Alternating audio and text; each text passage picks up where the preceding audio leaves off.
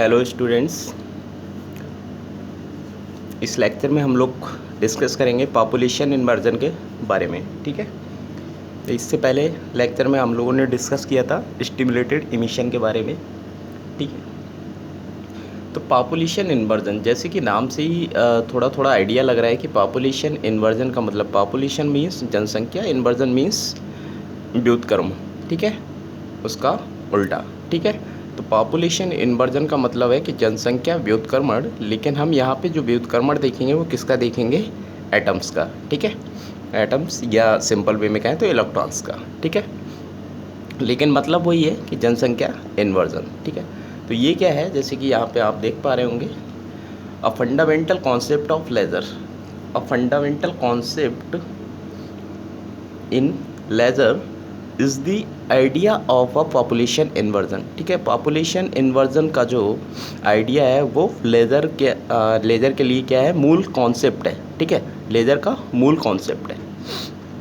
ठीक है, क्योंकि पॉपुलेशन इन्वर्जन से ही हम लोग देखेंगे कि इसका यूज जो है आगे भी कई चीज़ों में हम लोग देखते हैं। तो यहाँ पे हम लोग समझेंगे कि पॉपुलेशन इन्वर्जन होता क्या है, पॉपुलेशन इन्वर्जन कैसे होता है। ठीक है, तो जैसे कि हम लोगों ने वहाँ पे देखा था कि दो एनर्जी स्टेट थे हमारे पास, एक एनर्जी स्टेट ये था और दूसरा एनर्जी स्टेट कोई ये था। ठीक, this is one E1 energy state and another is E2 energy state. ठीक है, दो एनर्जी स्टेट है हमारे पास E1 एंड E2।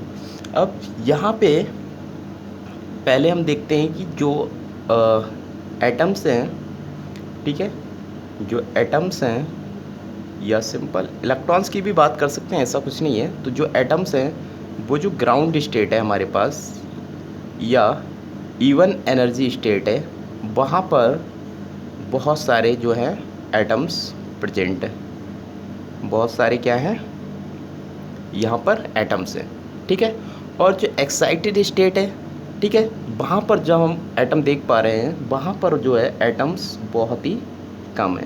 ठीक है, अगर हम दोनों की कंपेयर करें तो E2 एनर्जी स्टेट में जो नंबर ऑफ एटम्स हैं वो very very less than E1 energy state, number of atoms in E1 energy state. ठीक है, तो E1 एनर्जी स्टेट में जो नंबर ऑफ एटम्स हैं वो बहुत ज़्यादा हैं और E2 एनर्जी स्टेट में इस टाइम पे नंबर ऑफ एटम्स बहुत ही कम है। यानी कि इस कंडीशन को अगर हम बात करें, यहाँ पे N1 और N2 भी इनको नाम दे सकते हैं कि दो हमारे पास एनर्जी स्टेट हैं E1 E2 एंड, या हम बात करें N1 एंड N2। तो यहाँ पे नॉर्मल कंडीशन इसको बोलते हैं हम क्या? Normal condition. ठीक है, तो नॉर्मल कंडीशन जब बनेगी तो नॉर्मल कंडीशन पे क्या होता है, यानी कि number of atoms in N1 state is greater than the number of atoms in N2 state. ठीक है, तो यहाँ पे N1 इज़ ग्रेटर देन क्या है? N2। ठीक है, तो जिस टाइम पे नंबर ऑफ एटम्स E1 या N1 में ज़्यादा होंगे किससे? N2 या E2 से, उस कंडीशन को हम लोग क्या बोलेंगे? Normal condition. अब इससे पहले हम लोग समझ रहे थे कि स्टिमुलेटेड इमिशन और स्टिमुलेटेड अब्जॉर्प्शन। ठीक है, तो स्टिमुलेटेड अब्जॉर्प्शन के बारे में आप लोगों को ध्यान आ रहा होगा कि क्या हो रहा था कि जैसे ही यहाँ से कोई पर्टिकुलर फ्रिक्वेंसी की, ठीक है, फोटान, कोई पर्टिकुलर एनर्जी का फोटान आके किसी इस ग्राउंड स्टेट में प्रेजेंट एटम से जब टकराता था, या ऐसे आके ग्राउंड स्टेट के एटम क्या करते थे? उस फोटान के एनर्जी को गेन कर लेते थे और गेन करके कहाँ चले जाते थे? वो एक्साइटेड स्टेट में चले जाते थे। ठीक है, तो एक्साइटेड स्टेट में जाने पे क्या है, अब जैसे कि यहाँ पे किसी इलेक्ट्रोमैग्नेटिक रेडिएशन के थ्रू ये एटम भी क्या करेंगे?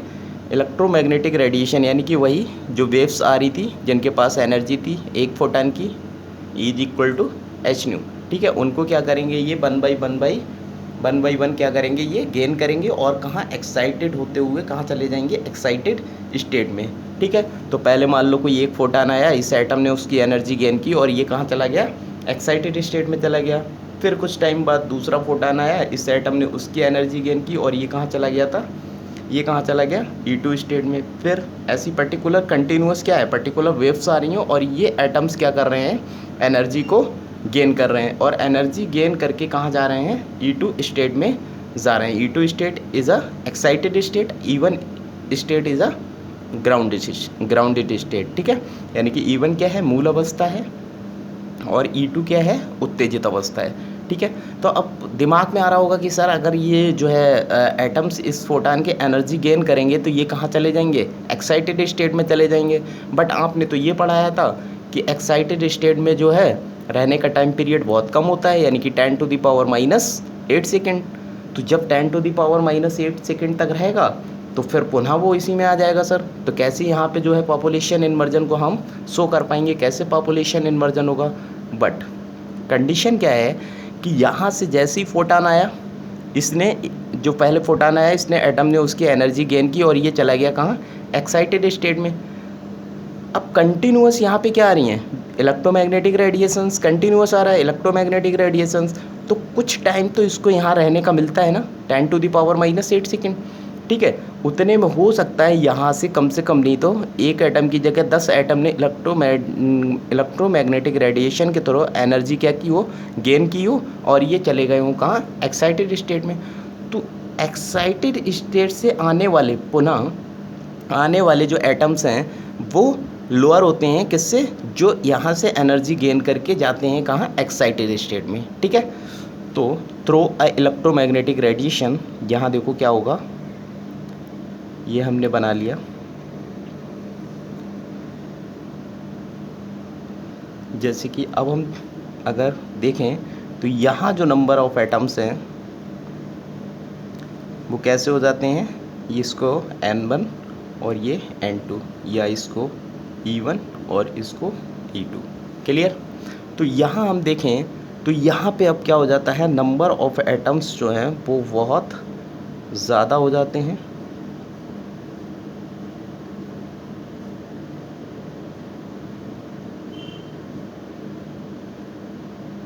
अब इस कंडीशन में क्या हुआ, N2 में जो नंबर ऑफ एटम्स हैं वो हायर हैं किससे, N1 स्टेट से, ठीक है।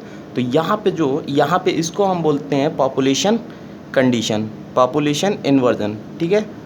ये कंडीशन कौन सी होती है, पॉपुलेशन इन्वर्जन, पॉपुलेशन इन्वर्जन, ठीक है। पॉपुलेशन इन्वर्जन की कंडीशन होती है। तो यहाँ पे क्या हो जाता है, N2 is greater than N1, ठीक है। N2 is greater than N1। ये हुआ कैसे, देखो इसके लिए कई सारी प्रोसेस हैं। जैसे कि हम कोई एक्सटर्नल सोर्स से भी कर सकते हैं ये काम, एक्सटर्नल सोर्स से इनको एनर्जी दे दें, ठीक है। जिसको हम कहें कि नॉर्मल अगर सिंपल वे में कहें तो पंप कर दें, ठीक है। इनको क्या कर दें, पंप कर दें, ठीक है।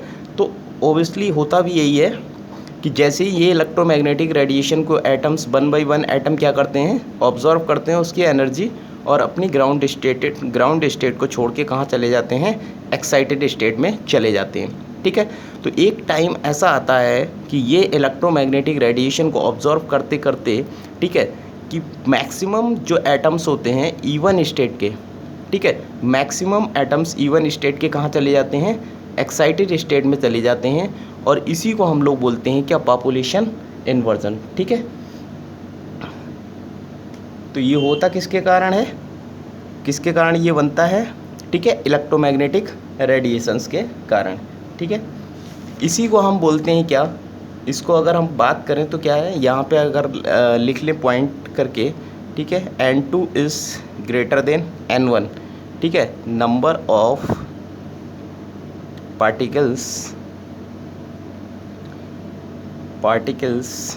N2 more in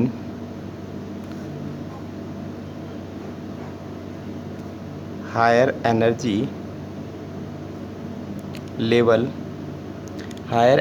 level than the number of particles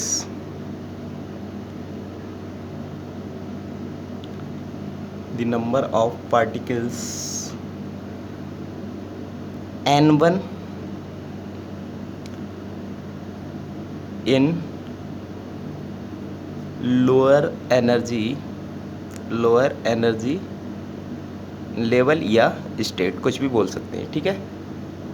इसी कंडीशन को क्या बोलते हैं, इस कंडीशन या दिस इज कंडीशन, इस condition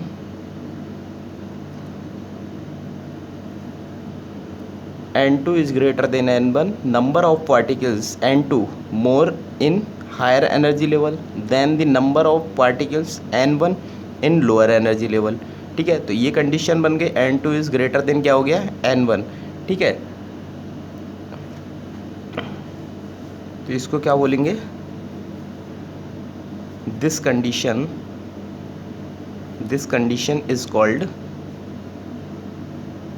is called population inversion, ठीक है। इसी कंडीशन को क्या बोलते हैं, पॉपुलेशन इन्वर्जन बोलते हैं।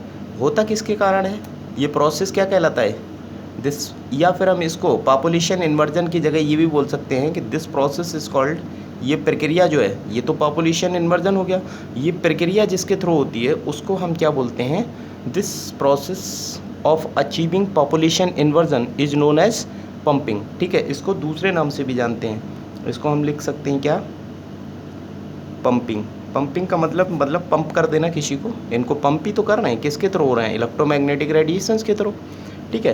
तो this the process of achieving population inversion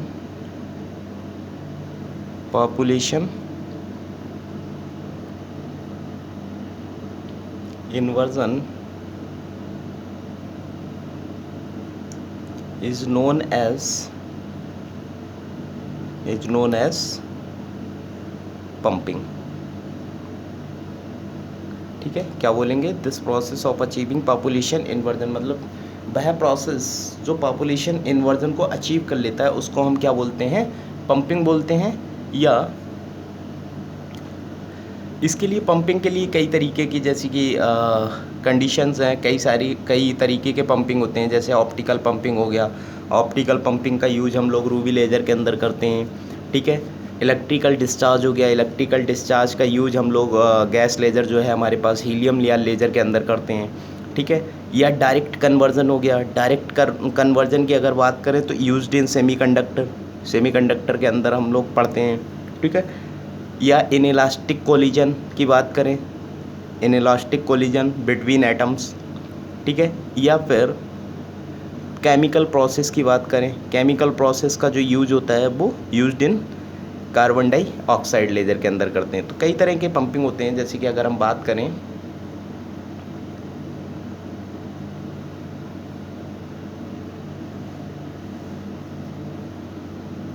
first optical pumping,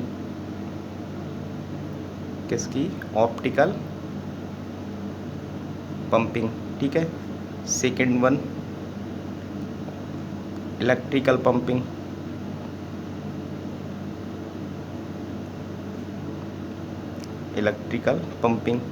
ठीक है। Third direct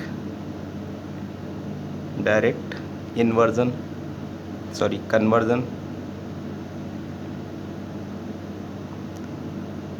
and chemical process की भी बात कर लेते हैं, केमिकल प्रोसेस या इनइलास्टिक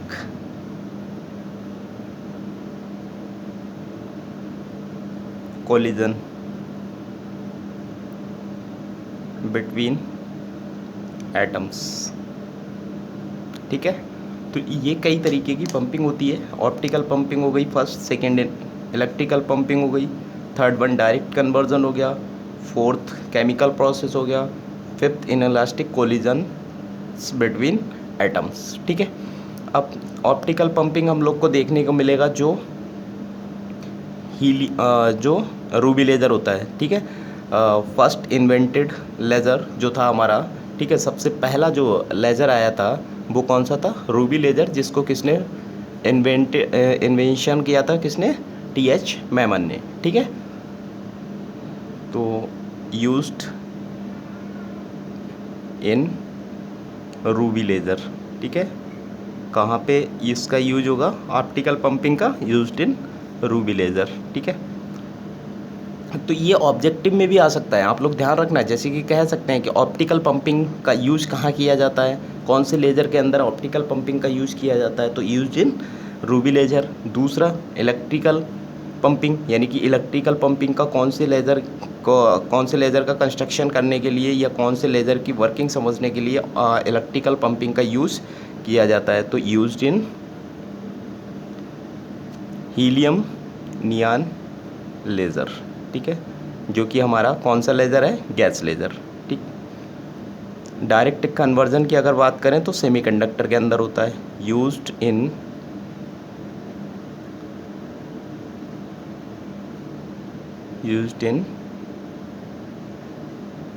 सेमीकंडक्टर लेज़र, ठीक है, सेमीकंडक्टर लेज़र। और केमिकल प्रोसेस की अगर बात करें तो केमिकल प्रोसेस जो होता है ये used in carbon dioxide laser. तो कई तरह के लेज़र होते हैं, ठीक है, जैसे कि used in Ruby laser. Ruby laser कैसा होता है? सॉलिड स्टेट लेज़र है, ठीक है। Used in helium neon laser, जैसे कि गैस लेज़र है। यूज्ड इन सेमीकंडक्टर लेज़र, ये कैसा है? सेमीकंडक्टर लेज़र है। Used in carbon dioxide laser, ठीक है। और ये in elastic collision between atoms, ठीक है। तो हमारे सिलेबस के अंदर जो हैं वो कितने हैं? 2 हमें पढ़नी है यूज्ड इन रूबी लेज़र, यानी कि रूबी लेज़र है हमारे सिलेबस के अंदर, used in helium neon laser.